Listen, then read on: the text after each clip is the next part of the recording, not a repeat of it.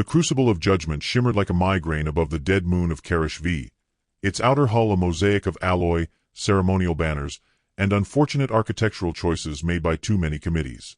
It orbited nothing of strategic value, hovered over no trade routes, and existed solely for one deeply sanctified, highly televised purpose: public humiliation in the name of galactic diplomacy. Inside the arena, 30 billion beings, some carbon-based, others wishfully so, sat in various states of dehydration, intoxication, and interspecies betting. Smells overlapped with intent: sulfur, spores, fermented brine, roasted flesh, and the unmistakable perfume of unwashed ambition.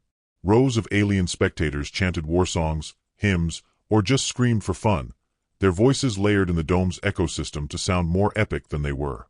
Artificial gravity kept the vomit safely downward. Mostly.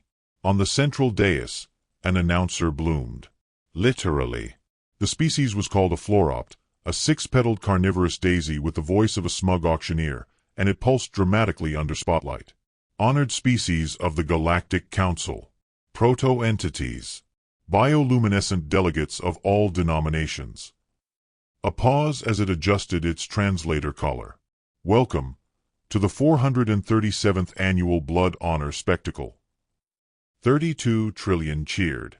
2 trillion booed. The rest blinked politely through multiple eyelids, waiting for the snacks to arrive. This year's match, the fluoropt said, is brought to you by Slarv Corp Spleen Supplements. When you need twice the spleen in half the time. The banner flashed above the dome in 10 languages, one of which had to be tasted. The screen behind the announcer lit up with pulsing glyphs. Spectator implants synced automatically. A quick blip of historical data downloaded into the heads of those not currently foaming at the mouth. The blood honor duel was tradition. A quaint one, involving personal combat between representatives of opposing factions. It had once decided wars. Now it decided bureaucratic squabbles with lethal flair. This year, the conflict was, on paper, insignificant. A disagreement over the Weapons Standardization Treaty, specifically Clause 9C, kinetic armaments and their classification as prehistoric deterrents. The humans, as usual, objected. Loudly. Verbally. Through backchannels, petitions, and, inexplicably, memes. When that failed, they invoked trial by honor. The arena screens swirled with colorful propaganda. Glorious footage of VA Corps, champion of the Drenkin Pride clan, filled the sky, a titan of muscle and bone armor, roaring across blood-soaked sand. He'd slain a full-grown Gronax with his fists. He could cleave through steel with his tail. He ate lava pebbles recreationally. VA Corps' fans, mostly reptilian or revenge-oriented species, howled approval. A few fainted. One, a small wriggling thing with too many antennae, combusted with joy. The opposing slot on the bracket glitched. Then loaded. A woman. Human. Sitting in a chair. The crowd went absolutely berserk. Ellie. She appeared on screen like a glitch no one ordered, legs up, leaning back, picking her teeth with something metallic. Her body language screamed boredom. Her outfit was a confusing mix of matte combat suit and something that might have been a raincoat. At her side, a long object wrapped in cloth leaned against the wall. The betting system stuttered. Odds danced from astronomical to biblical. Ellie squinted at the camera. Didn't wave. Back in the observation suite, a sentient mollusk named Krieg of the Acquisitions Committee shifted in his seat. "This is a joke," he wheezed through his nutrient straw. "The humans sent that?" "Officially," said Council Scribe Glint, 7, whose species was 80% ocular nerve and 20% anxiety, she is a military representative. Veteran. Something called Recon Widowmakers. Krieg spat out his drink. "That's made up. That sounds like a folk band." Glint, 7 offered a helpless shrug. They refused Neuralink implants. They refused powered exosuits. They refused even to scan her weapon. She brought a weapon? The mollusk sounded offended. Technically, yes. A sniper rifle. Ballistic. Hand-loaded ammunition. The room fell silent. Across the dome, media outlets from 16 galaxies tried to zoom in. Ellie flicked her finger at one of the camera drones. The feed cut. 2 editors cried. In the pre-match holding bay, Ellie sat completely still. The floor vibrated faintly with each thump of VA Corps' entrance celebration. She didn't look up. A protocol droid rolled into her chamber. Would the representative of Earth like any final prayers, personal disclosures, or dramatic monologues? "Nope," she said without looking up. "Do you require your last will encoded?" "Already done. Just tell my dog he's a good boy." The droid beeped. "Statement lacks species context. Shall I translate to offspring?" "Please don't," Ellie muttered. The droid wheeled out, visibly rattled. Ellie leaned back and finally addressed the rifle beside her. Unwrapping it with a kind of reverence that wasn't for show, she examined the wooden stock, ran her fingers along the barrel. Hand-polished brass glinted dully in the sterile light. It wasn't sleek. It wasn't shiny. It was clean, mechanical, and cold. Her lips twitched, almost a smile. "Let's make 'em sweat," the announcer continued, voice rising like a staged symphony of doom. "And now, in accordance with Article 8G of the Blood Honor Treaty, we remind all spectators that injury, death, psychic implosion, and public reputation loss are not grounds for appeal." Mass applause. In one corner, the floor-opt bellowed, "Via, son of Bone Kings, slayer of siege breakers, master of the 9 screams." The arena thundered as Via stepped out. His armor shifting like living obsidian, eyes glowing crimson, shoulders broad enough to blot a sun. He roared. He flexed. He spit plasma on the ground, and it hissed for dramatic effect. And in the other corner, a pause. Even the floor-opt hesitated. Ellie, of Earth. A single cough. Then laughter. Slow, infectious, across all species. Even the plasma flags trembled with delight. Ellie walked out, slow and steady. No music. No flames. Just footsteps. She wore no helmet, no insignia. Her rifle was slung casually across her shoulder like a fishing rod. In the control booth, the match officials, 3-eyed amphibians with regulation fetishes, conferred quietly. "She's going to die in under 20 seconds, one croaked. "I've seen Flan put up more resistance," said another. "Still," murmured a third, "we've never had a human duel last more than a minute. Might be worth watching." Historically. Ellie took her place on the platform. Her expression was unreadable. No fear, no bravado. Just calm. A drone zipped up for a last-minute interview. "Miss Ellie, what message would you like to send to the Galactic audience?" She looked at the camera, deadpan. "Hope you bet against me." The audience roared in delight. The arena lights dimmed. Drums pounded. VA Corps cracked his knuckles like tectonic plates. Ellie took a knee, opened a small pouch, pulled out a single round of ammunition and slid it into the chamber with a soft, mechanical kiss of finality. The timer began counting down. 10, 9, 8. The crowd chanted VA Corps' name, stamping, screaming. 7, 6, 5. Ellie didn't move. 4, 3. VA Corps raised his glaive, bellowed his war cry. 2. Ellie exhaled. 1. And everything went absolutely still. The walk from the arena tunnel to the prep chamber was shorter than expected. Ellie moved like she had all the time in the world, shoulders loose, feet quiet. Surveillance drones hovered around her, hoping to catch some glimpse of nerves, some sign she'd break into sweat or start praying. She didn't. The corridor was lined with ceramite alloy and stale victory posters. Somewhere above, 1,000,000,000,000 life forms watched. Ellie cracked her neck. "Human combatant," chirped a hovering spherical droid trailing her, its voice an overly polite monotone. "You are now entering pre-match protocol zone. Please confirm your designation." "Ellie," she said, not stopping. "Designation incomplete. Galactic Registry requires a surname, rank, or identifying lineage." "Just Ellie." The droid paused in midair, humming softly as it tried to compute cultural deviance. Are you sure you don't wish to use Recon Widowmakers as designation? That's not a name. That's a bad joke with medals on it. Silence hummed awkwardly between them. The chamber doors hissed open. Inside, the prep suite was utilitarian and sterile, designed for pre-combat rituals of at least 93 known warrior cultures. Incense holders, weapon racks, sacrifice drains, and a punching slab shaped like a maternal ancestor. Ellie ignored it all. She crossed to the bench in the center of the room and unwrapped her rifle with a tenderness that resembled reverence. It wasn't beautiful. No sleek design, no glowing runes. Just wood, steel, and memory. She ran her fingers along the grain, stopping at a groove, shallow, deliberate, cut at an angle. A marker, once carved in silence.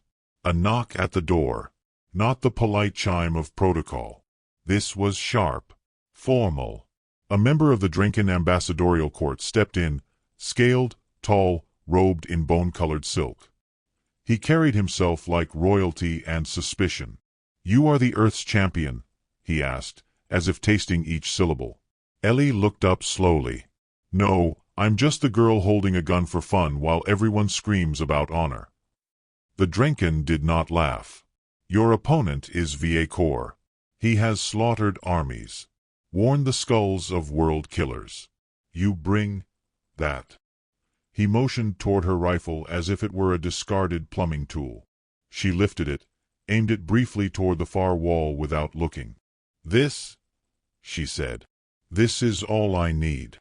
Do you understand," he said coldly, "that this duel affects more than spectacle?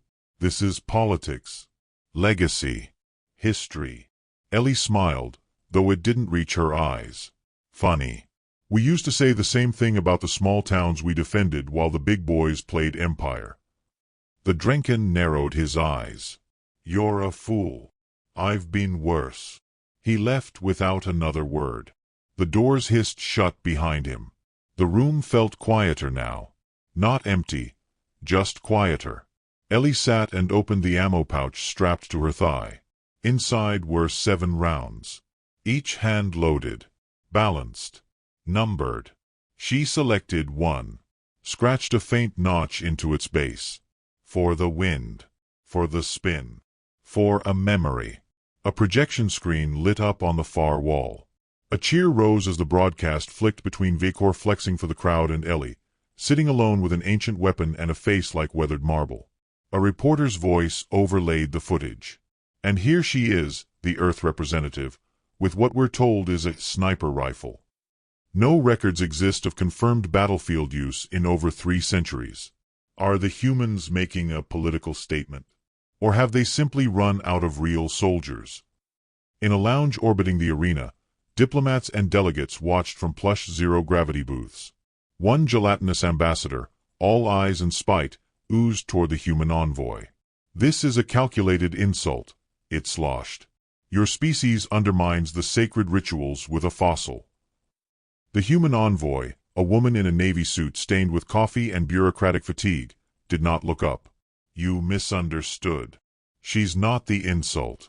She's the insurance." A murmur passed through the room. "Explain," said a crystalline figure pulsing with legal anxiety. The envoy reached into her datapad and projected a dossier. It showed field reports, blurry war footage, names redacted in thick black lines. "You know what she did during the siege of Icaros?" The gelatinous thing blinked. "She made 6 shots. Just 6. Took out 2 supply commanders, 1 gravity well engineer, and 3 generals. Each from over 2 kilometers. No AI. No uplink. Manual optics." The room went still. "No confirmed footage," said the crystalline ambassador weakly. "Because she didn't miss." Back in the chamber, Ellie shouldered her rifle and stood. Her expression shifted, just barely, like the tightening of thread. She remembered her first mission. The cold air. The silence before the shot. The man beside her whispering, "Breathe through your bones." He never made it back. Neither did most of them. War hadn't been clean. Or even just. It had just happened. like a storm. She remembered the sounds it made in her ears long after it ended. That, and the smell of old oil on her fingers. The droid reappeared. Combatant Ellie, you are requested in the final passageway. Countdown at -8 minutes. Lead the way, she said. The passage opened into the inner ring of the arena. Lights flared. Ellie squinted. Not because of the brightness, but because of the distortion field humming around the floor. Gravity there would shift every 30 seconds. She'd read the specs. Memorized the terrain. Not that anyone expected her to survive long enough to use it. A maintenance bot passed her, half-melted, leaking blue oil, muttering something in a dying dialect. It didn't matter. It looked at her like it pitied her. Let them. As she walked, the walls displayed VA Corps' victories. Footage of opponents dismembered with glorious overkill. Crowds roaring. Bone weapons splintering under sheer force. Ellie watched them with the same expression she used when checking if her coffee had gone cold. She reached her mark. A white circle. No cover. No elevation. Deliberate. The other side, VA Corps' side, was a fortress. Bikes. Barricades. Elevated ground. The drone buzzed nervously. Would you like a message relayed to family? No family, Ellie said. Then after a pause, but I do have a niece. She draws foxes. Tell her I smiled. Smiled, when? Ellie tapped her finger to her temple. Just now. The drone logged it, then zipped away. In the audience, various species leaned forward. Commentators prepared to declare her dead on arrival. One betting screen flashed a joke. Bet on Ellie to live past the first roar, earn a lifetime supply of spleen supplements. The countdown clock ticked under 5 minutes. In the Drenkin Warriors' chamber, VA Corps roared once. Then again. The sound made glass vibrate in the far booths. Ellie rotated her shoulder, stretched her neck. She didn't pray. She didn't monologue. She just looked down the scope of her rifle once. Adjusted for wind she couldn't feel yet. Made peace with the shot already fired in her mind. A technician near the gates glanced toward her and hesitated. There was something terrifying in how calm she was. Combatants, the announcer said from somewhere far above, prepare for engagement. Ellie blinked once. She wasn't ready. She was always ready. And that was worse. The final image on the screen, her standing still, rifle low, eyes sharp, lips unmoving. A human in a sea of species, older than she looked, younger than she felt, armed with the most primitive weapon in the galaxy and something much more dangerous. Intent. The timer hit 2 minutes. And Ellie finally took a breath. VA Corps' entrance wasn't so much a walk as it was a seismic event. Every step thudded through the arena, shaking the reinforced foundation, vibrating through every spectator's bones, assuming they had bones. The light dimmed as the great gates parted, spilling forth fog, flame, and a carefully orchestrated soundscape of war cries sampled from 7 conquered species. The Drenkin warlord stepped through, his armor clattering like chained thunder. The plating grew directly from his exoskeleton, each jagged edge etched with victories, each line a history written in conquered breath. At full height, he stood 14 feet. Shoulders the width of gunships. A spine ridged like the spire of a fortress. In one hand, he carried the pride of his kind, a double-bladed glaive, forged in the lava pits of Rudrek and cooled in enemy blood, or so the legend claimed. Its edge shimmered with a heat that hadn't known rest since the last duel. In the other hand, nothing. Just a clenched fist large enough to crush a hover drone. The crowd lost its mind.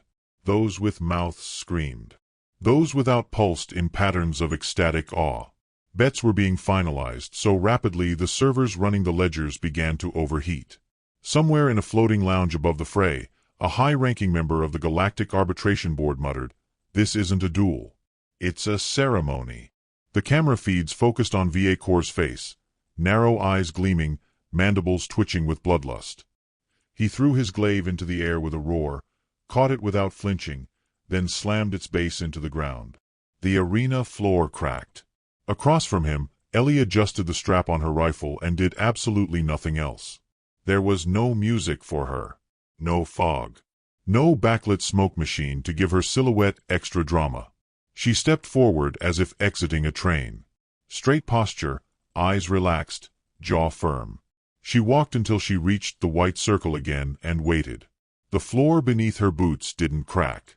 The wind didn't shift. Even the spotlight felt hesitant to shine on her too brightly. A protocol drone hovered between them, its voice amplified for ceremony. Combatants will now observe the ritual invocation of the Duel of Honor. VA Corps began immediately.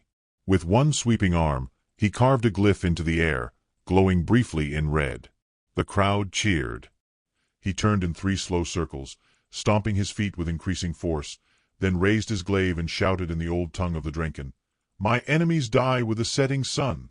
He flexed his back and the armor bloomed outward, mechanical and organic in one grotesque dance of pride. Ellie stood motionless. The drone bobbed toward her. "Combatant Ellie, do you wish to perform an invocation?" She blinked, then looked up at the drone and replied, "No." A pause. "Would you like to submit an alternative declaration in accordance with your cultural?" "Nope." The drone hovered awkwardly for a moment, then retreated without grace. An uncomfortable laugh rippled through the crowd, half unsure if she was trying to be funny, half wondering if this was a psychological tactic. The commentators, scrambling to fill dead air, speculated if perhaps the human had forgotten her lines, or was already in some trance state of prehistoric concentration. Back in the war lounge, Viacor's second-in-command, a younger, heavily plated Drinken named Scar, watched the feed and grunted. "She's insulting the blood rights." "No," replied the ambassador beside him, thoughtfully. "She's ignoring them. It's worse."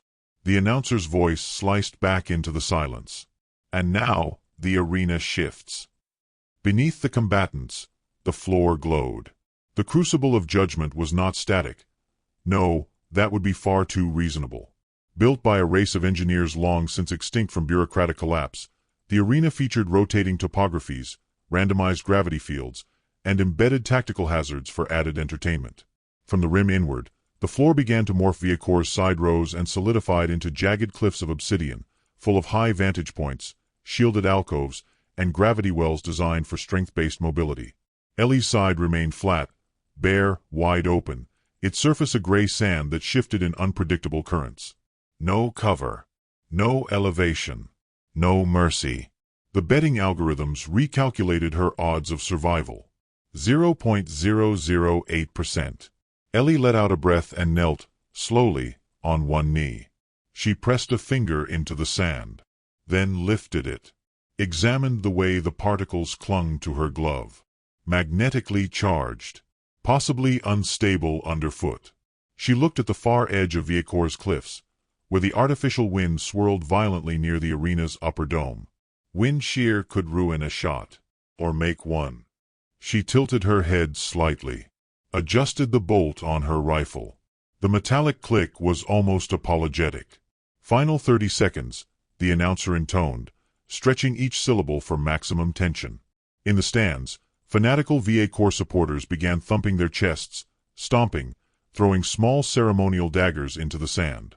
A gelatinous delegate released celebratory spores. A betting worm screamed for blood. Ellie didn't look at them. Her eyes stayed on the cliffs. Somewhere in that stone forest, Vicor would disappear. He'd use it like a hunting ground, leaping from peak to peak, goading her into open exposure, then charge for the kill. Classic Drinken tactic. She'd seen it dissected in slow motion years ago, during a war no one remembered winning. The trick, she recalled, was not to move the way prey was supposed to. 5 seconds. The voice boomed. The camera zoomed in. Vicor raised his glaive and bellowed his final war cry. The crowd mirrored it in deafening unison. It echoed through the dome like thunder in a sealed tomb. Ellie closed her eyes. Not to focus. Just to remember. The face of a friend who'd fallen. The weight of silence after a shot. The way her father used to tap twice on the wood of her first rifle. Once for aim, once for goodbye. Then the buzzer screamed. Combat initiated. Viacor moved instantly, launching into the cliffs with impossible speed for his size. He vanished between spires like smoke made of steel. Ellie didn't chase him with her eyes. She'd already mapped where he'd go. She lifted the rifle and pointed it not at where he was, but where he'd leap next. Time stretched. The wind tore at her coat. The ground hummed with shifting polarity. In the distance, a shadow jumped. She didn't shoot. Not yet. Vickers landed and roared again, bounding forward across the spines of rock, eyes scanning for any twitch of movement on the flatland. Nothing. Just gray sand, wind, and her. He snarled, irritated. He wanted the hunt. He stepped forward again, preparing for the rush. When he launched this time, he'd hit her like a meteor. And that's when she moved. Not back. Not away. She took 2 slow, deliberate steps toward the cliffs. It was enough. Vickers saw it and pounced. The crowd screamed with ecstasy. It would be over in seconds. Ellie turned, knelt, aligned her body with the wind. Waited. She didn't breathe. He launched. The shot fired. It did not echo. It whispered. The bullet struck the lower ridge of the cliff Vickers had just leapt from. Stone exploded. The shard, a knife-edged chunk of obsidian, caught Vickers midair, not enough to kill, but enough to shift his weight. His trajectory stumbled. He landed a half-meter off his mark. And the gravity shifted. Just enough. He fell. Not completely. He caught himself. Roared in anger. But now he was exposed. Ellie had already moved. Another shot rang out. It struck not Vickers, but the base of the nearest gravity well. The field flickered, destabilized, surged with an electromagnetic pulse. The glaive in Vickers' hand lit up, briefly, and then sparked violently. The plasma filament at its core destabilized and shut down. Dead weight. He dropped it. Stunned silence rippled through the arena. Ellie rose from her kneel and began walking forward. Vickers stared down at his empty hand. Then looked at her. She didn't run. Didn't hide. She stared back. He charged. And she smiled. The section ended. Not with blood. Not with a kill. But with a realization flickering in the hearts of 30 billion spectators. She was not prey. She was hunting. Vickers thundered across the arena like an avalanche wrapped in fury. Armor flared with kinetic energy, claws flexed, mandibles unhinged, saliva igniting on contact with the air. He no longer moved with the calculated dominance of a warlord, but with the raw panic of a predator realizing its prey had teeth sharper than expected. The crowd, so raucous moments ago, now held its collective breath. Even the air seemed to pause. Ellie didn't move. Not when he passed the halfway point. Not when his feet tore gouges into the sand.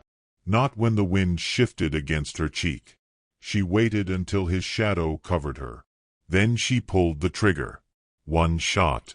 No fanfare. No spark. No trail of glowing plasma. Just the crack of propellant, the mechanical whir of a recoiling bolt, and the soft exhale of a human who had done this before, many times. From farther distances. Under worse odds. The bullet found its mark between Vickers' second and third ribs, just under the armor plating where the joint expanded during a forward charge. Not a killing shot. A stopping one. His momentum faltered. Legs buckled. He stumbled forward, roaring in disbelief. His face crashed into the sand at her feet, claws scrabbling, teeth gnashing. She stepped aside as he fell. The arena erupted, not in cheers, not in screams, but in stunned, yawning silence. The kind of silence that made the universe feel suddenly enormous and empty. That echoed in every chest. That made even the loudest species forget how to scream. Ellie calmly cycled her bolt. A casing ejected, spun through the air, and landed next to Vickers' face. He looked up at her through a cracked visor, bleeding from the mouth, eyes wide. Not in pain. In recognition. "You cheated," he rasped, voice wet with disbelief. Ellie tilted her head. "No. I prepared." She turned her back on him and began walking. Behind her, the announcer forgot their script. The drone camera floated uselessly. The crowd did not know whether to boo or worship. In the command booth, chaos bloomed. Dozens of diplomats shouted at once, their translator nodes flickering with strain. "She violated tradition," a fungal diplomat screeched, leaking spores in panic. "She used no illegal tech," shouted a crystalline adjudicator, checking the logs. "No neurosync, no autocorrect, no gravity stabilizer. This was analog." "No one hits a shot like that without targeting AI," growled a six-limbed senator, staring at the data feed like it might change its mind. "She did," murmured the human ambassador, her voice calm as snowfall. "She was trained that way. We used to have wars that needed people like her."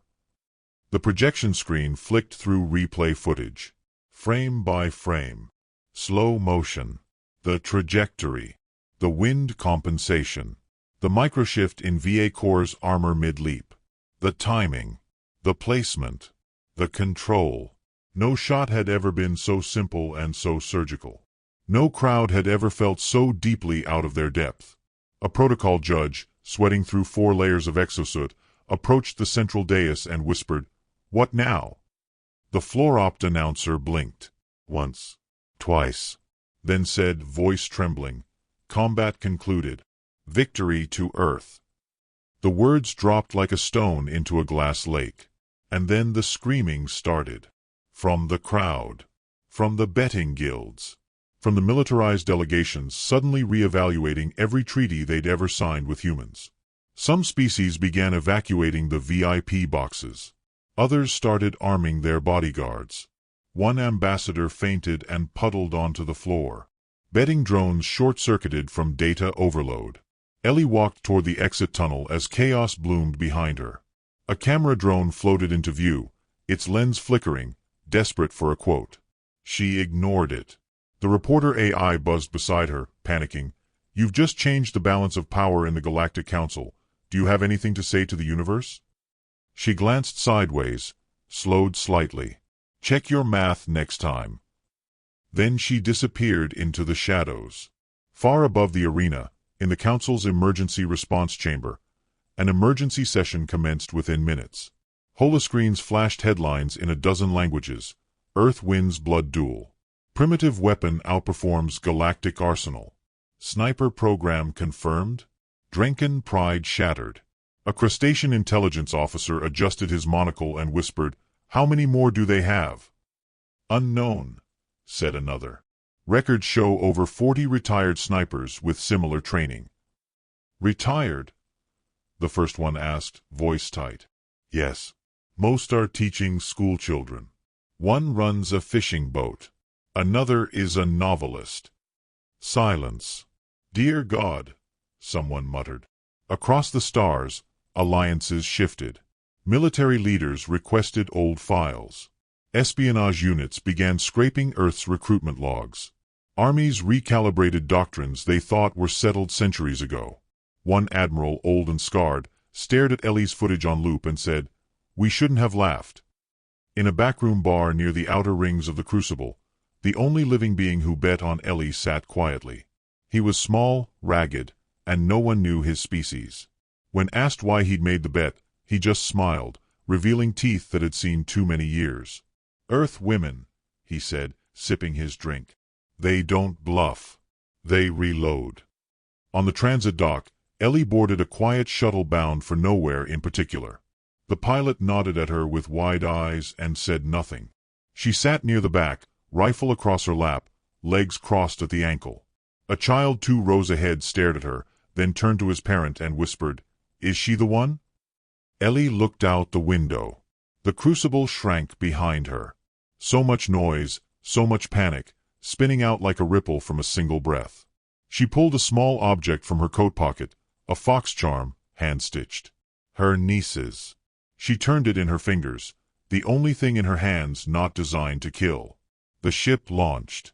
Back in the arena, Viacor stood, bleeding but alive. A healer tried to approach. He waved them off.